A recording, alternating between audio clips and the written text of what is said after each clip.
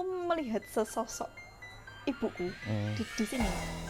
Tapi aku ngerti ibuku ki mau ning ngarepku. Jadi ra mungkin iki ibuku tak matke terus akhirnya gambar itu jadi mau ngingu gendruwo buta ijo monggo, tapi ada konsekuensinya. Itu kita kembalikan ke masing-masing.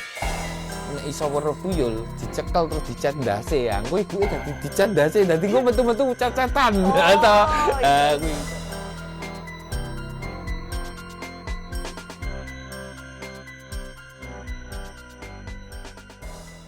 Mau melanjutkan episode tentang penari mistis ya mungkin Mbak Galuh ya.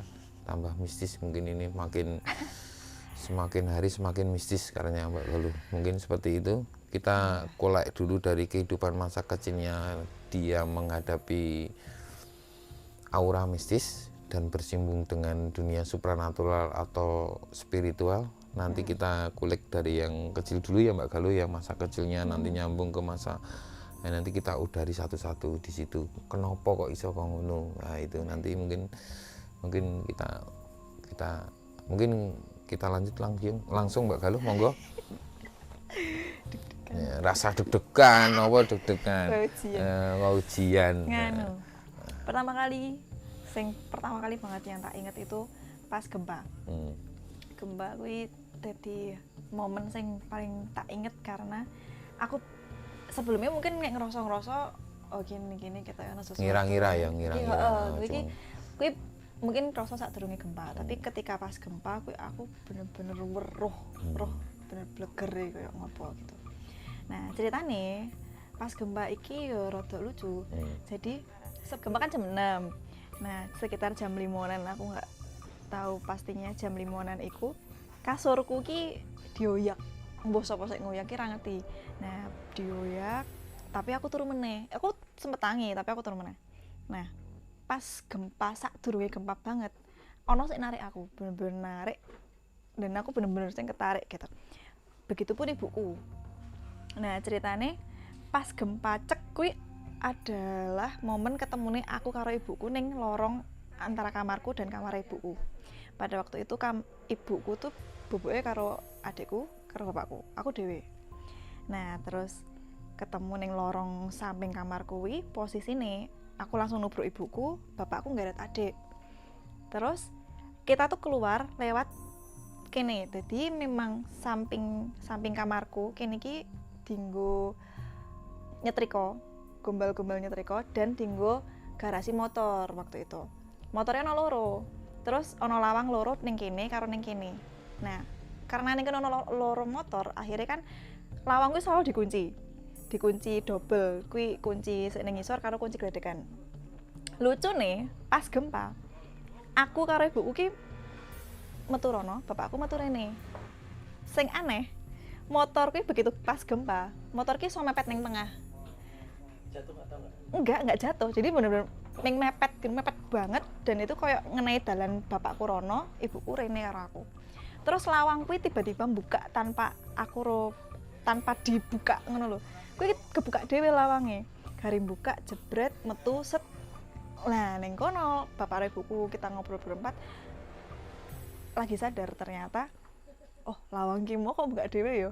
Terus motorku iki bener-bener nek goyang ya harusnya enggak beraturan dong ya. Kuwi bener-bener iso mepet ning tengah dan koyo seakan-akan ngenai dalan tinggo aku metu rene, bapakku metu rono. Kuwi senatural kuwi. Terus ning samping omahku itu ono kolam ikan sing tinggi airnya tuh lumayan dhuwur dan ketok saka daratan niku ngadeg. Nek logikane kan ketika gempa kan getarannya ngene yo. Air kuwi harusnya kan ngono kan, goyang. Nah, pas kuwi banyu ki enggak gini tapi piuk. Jadi kayak emang digo set Tinggal mainan, buat mainan ya. Dan kuwi kayak tidak masuk akal. Satu hal kedua sing menurutku tidak masuk akal. Yo sebenarnya kuwi hal kesekian sih setelah sing digeret lah, digoyang lah kuwi hal kesekian. Kuwi mulai aneh kae hawane wis ra kepenak. Waktu itu almarhum simbahku masih ada. Beliau itu masih percaya yang kukuh bakuh. Nah, omahku kuwi ana joglo nih.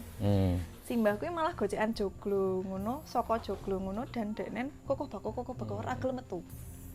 Begitu gempa selesai, Pak Deku mlebu ngeret simbah untuk keluar.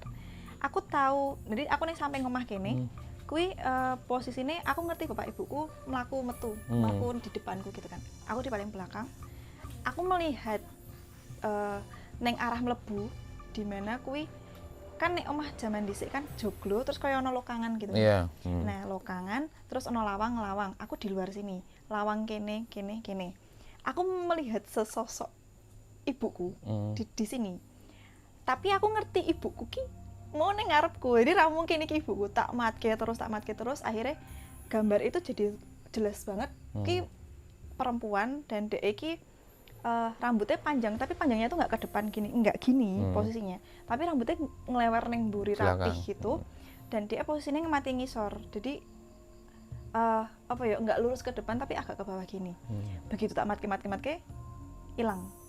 Hilang terus aku langsung merinding kan. Waktu itu pertama kali banget aku weruh sejelas kuwi. Akhirnya kata aku mau weruh sesuatu deh Bu. Tapi iki weruh ora meng ngrasake gitu karena yang biasanya aku meng ngrasake aku weruh. Terus setelah itu akhirnya yo diem-diem lah ora gini gitu. Terus omahku tuh ya karena omah joglo jadi nggak yang rubuh banget. Berarti cuman joglo tengah itu doyong. Nah, ya biasanya doyong. Gitu. Doyong. Terus selesai dari sana, kuwi pengalaman pertama. Terus pengalaman kedua, kuwi nek ra aku SMP kalau nggak kelas 6 aku SMP aku lali. Pokoknya setelah gempa temanku nginep ning omah. Terus posisi maghrib. Kita nyepeda waktu itu. Yo nek sekolah barang iki saya nyepeda. Sepedane koncoku kuwi urung tak lebokke ning garasi. Nah, sebenarnya nggak di garasi. Ning jero garasi kuwi ana gudang. Gudang kuwi biasanya dienggo tempat nglebokke piet. Ning jero gudang ana gabah-gabah, terus barang-barang bekas, barang lawas gitu. Nah, waktu itu selalu ditutup. Memang selalu ditutup. Pas kuwi aku wis ngomong karo bapak, aku rawani, Pak. Rawani nglebokke karena wis maghrib. Bapak maksa wis dilebokke sik. Akhirnya aku minta temeni koncoku kan, ayo dilebokke sik pite. Ala-alane kita kayak berani, aku kayak wani ngono. Tapi wis feeling lho iki ketoke ana sesuatu deh. Iya. Begitu tak buka lawang gudang iki. Kuwi ana sosok kayak perempuan, dia tuh kayak jatuh karena kedorong pintu kuwi dek ning ngisor kene. Aku yo kaget, sama-sama dong kita ke belakang set. Terus baru kuwi begitu dia deprok ning ngisor, wut mabur, memburi mojok ngono. Terus ilang pet gitu. Begitu dia mabur, aku langsung bapak. Kuwi langsung refleks ya. Soalnya bapakku sing ngekon gitu kan. Begitu bapak marani, aku yakin bapakku tuh kayaknya bisa juga tapi kita nggak pernah ngobrolin hal kayak gitu. Bapakku ngomong wis ora apa-apa ming mampir gitu karena itu kayaknya nggak lama dari gempa. Terus waktu itu ono isune iki di rumah tuh dulu ada betengnya di rumah, terus betengnya iki bocor. Nah, isunya kayak gitu yang aku dengar. Nah, wes. Itu pengalaman kedua yang mengerikan menurutku. Kuwi. Terus lanjutnya lagi? Ya, ini. Mau dilanjut atau kita mau dari dulu masalah ini? Dilanjut dulu. Nah, terus nek pengalaman ning omah ki yo lucu-lucu sih sebenarnya. Tuyul. Lucu ki tuyul. Di rumah itu tuh sering kehilangan duit. Nah, duitnya tuh ya nggak dikit. Maksudnya mesti kehilangan sampai berapa juta lah kalau misalnya di total sampai sekarang. Cuma kehilangan sedikit 100, 200 ya. Nah, ini sing aku ngalami dhewe ya. Ada nek tuyul memang prinsipnya gitu, ngambilnya cuma 1, 2 gitu. Ini sing aku ngalami langsung itu waktu itu meh ngamplopi uang. Jadi habis bayaran terus meh ngamplopi gitu. Terus ngitung duit bertiga, aku, bapakku, ibuku. Duit itu dari ibuku. Paski 1 juta, 10 lembar sak yuta. Dikasihkan ning aku. Tak hitung. Lah, 9 Bu. Ming 9 iki. Hilang 1. Hilang 1. Bapak enggak percaya toh. Kene coba tak hitunge. Dihitung. 8. Hilangnya cepet banget. Dibalikin ning ibu meneh, 8 meneh. Jadi memang ora iki mau 10 gitu kan. 10 ning nggon aku 9, ning bapak 8. Wes, kuwi kayak hal-hal ngitung terus kelong itu tuh sering banget di rumah. Terus akhirnya kan golek bapak tuh sempat golek kayak apa sih yang biar nggak kena apa sih nih tuyul Tuyul, ya. misalnya kayak minyak babi atau apalah. Itu kan katanya pernah itu bisa menangkal ketuyulan ngono kuwi kan. Biasanya kan nek ndak pakai yuyu. Pakai kaca. Karena yuyu itu tuyul itu senangnya dolanan yuyu. Terus yang kedua pakai kaca. Apa Al-Qur'an Ya, gitu kan. salah satunya itu. Terus nanti dikareti juga iya, itu uangnya dikareti. Itu biar ndak bisa dilorot. Dadi nek tuyul kan cilik, nek areng lorot duit nek dikareti kan rada angel. Itu logikane gitu itu. Iya, bener. Nek ilangnya pas ngitung kan yo iya, padha wae lain ngareti kan. Nah, kuwi pinter kuwi tuyule ya, tele baca pas ngitung kan gitu. Jadi nek weruh ngono ketok tuyule pas penggok dene saut ta. Iso ya. Tapi kok iso ilang pet gitu. Nek kuwi aku ngalami sendiri gitu loh, yang bener-bener ngalami. Itu pengalaman pertama karo tuyul. Pengalaman keduanya lucu nih. Ini ada lagi pagi-pagi bangun tidur. Aku lupa aku bubuk di kamar mana, pokoknya aku meh ke kamar mandi. Terus aku ndelok ke sebelah kiri, di sebelah kiri itu ono kamar ibu. Nah, kamar ibu ini ada kayak longkangan sing aku ketemu karo ibuku pas gempa kuwi mau. Kuwi aku ndelok cah cilik mlaku, terus kita tiba-tiba mat-matan. Terus dia nemplek ning tembok kamar dek gitu. Tapi ilang gitu. Terus aku langsung nyeluk ibu waktu itu. Bu, coba dicek deh. Duit ibu ono sing ilang ora ketok. Aku weruh tuyul deh ngono gitu. Karena dia masih kecil banget, emang cilik gitu. Pakai baju enggak? Ora ketok jelas, tapi itu anak kecil. Oh, anak kecil ya. Pokoknya anak kecil. Karena aku tidak yakin, makanya aku ngomong ibu kan, Bu coba dicek duitnya. Nah, ibu ngomong, hilang, ana seilang Dok. Oke, ikhlas ya Bu. Karena kan ya wis arep meneh gitu kan. Nah, selesai itu siangnya ibu tuh ada tamu. Siang-siang ada tamu wali murid adikku. Jadi kayak temennya adikku ibunya. Nah, dia bawa teman berdua datangnya. Nah, si wali muridnya ini kui setelah ngobrol urusan sama ibu beberapa macam-macam. Terus selesai ibuku masuk cerita. Kayak ngerti ra? Tuyule mau njaluk ngapura. Kok iso kan langsung kok iso njaluk ngapura, Bu? Jadi ceritane temennya wali murid ini itu bisa ngeliat. Nah, dia tuh nanya nang ibuku, Bu Rini wow anu nggih kelangan duit nggih ngene iki. Loh, kok ngertas, Bu? Iki tuyule ning kene njaluk ngapura.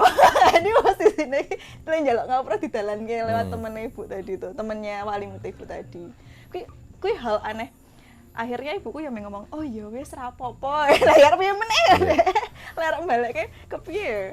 Ra iso to. Kayak gitu, itu cerita mistisnya ya. lucu. Nah, saya medari ya dikit ya. Ini mau medari ben secara logika gini ada. Jadi ini pemahamannya kan nggak harus kabeh iki mistis. Kan ini logikanya ya kudu kisah kena ya. Jadi Mbak Galuh ini mendapatkan ini mata indera ke-6-nya. Itu posisinya di gempa ya. Jadi gini, manusia itu kita itu punya frekuensi yang sama, yang sudah lahir itu udah punya frekuensi, udah punya energi, udah ada bioforinya sendiri. Dan pada saat gempa itu ada kayak apa ya, kayak tabrakan. Nah gitu, mungkin Mbak Galuh mungkin dulu tidak menyadari bahwa dia itu punya itu, tapi tidak bisa lihat, belum bisa sampai itu dengan gempa itu, karena dari pengalaman dia kan pernah pas gempa itu kan diseret. Itu sebenarnya apa ya, gejolak kayak ledakan energi dari Mbak Galuh. Dari situ dengan ada ledakan energi, ledakan frekuensi itu, frekuensi ini munggah. Dari situ dia akhirnya iso melihat semua astral dan semua dunia lain. Jadi manusia itu kalau saiki nek orang Jawa dulu dengan meditasi, dengan semedi, dengan kungkum itu biar dia bisa mendapatkan kemampuan supranatural seperti itu. Itu gejolak frekuensi, gejolak energi. Jadi ben awake dhewe terus nek poso 3 dina 3 bengi ora mangan lagi kan yo tanget. Itu sebenarnya gejolak energi. Nah, jenengan munculnya pas di gempa itu karena ada gentaran, ada tabrakan di situ, dan jenengan bisa diseret. Dan iso mengalami karena posisi jenengan juga mungkin pas bangun itu ya kaget juga. Kok ngerti kaget ya, itu ada gejolak, ada ledakan frekuensi, makanya iso melihat. Nah, dan di pengalaman berikutnya energinya itu sama. Frekuensinya itu sama dengan masuk makhluk astral itu. Makanya iso ndelok pocong, iso ndelok ini itu. Nah, ini itu sebenarnya gejolak. Jadi ono frekuensinya bisa menyamai. Gitu. Mungkin saya bisa medar seperti itu. Makanya sampai sekarang mungkin nek jenengan iso tambahi lagi dengan kasarane meditasi atau dengan puasa itu akan semakin Tebel ya. kuat. Nah, cuma akan kembali ke masing-masing kuwi dienggo apa gitu loh. Ya. Nah, kalau selama itu memang bermanfaat dan bisa berguna buat jenengan, monggo dikembangke. Kalau enggak, ya wis, kamu jalani kehidupan seperti yang kamu alami. Karena itu juga akan jadi beban. Semua itu punya karma sendiri-sendiri. Orang itu ono sebab pasti ada akibatnya. Jenengan mempelajari seperti itu juga pasti akan ada akibatnya. Teman-teman ya ojo dolanan seperti itu, atau kalau memang itu alami ya udah jalani aja secara alami. Sepakat. Tapi nek goleki yo ojo jero-jero ndak konslet. Ya, Mungkin hati-hati. seperti itu, hati-hati karena itu gejolak energi, dan nek kita nggak kuat, wadah kita nggak kuat, iki iso jeblok dewi, dan itu mlebune ya gue mau rumah sakit isik rodok gitu ya. Itu mungkin seperti itu ya, mungkin kita pedar seperti itu ya. Ini pengalaman mistis Mbak Galuh ya, lucu juga iso ketemu tuyul gitu. Jane nek ketemu aku tuyule malah tak kongkon atau gentenan atau sesuk kowe golek gawe dene kan ngono kuwi atau kudune ngono Mbak Galuh.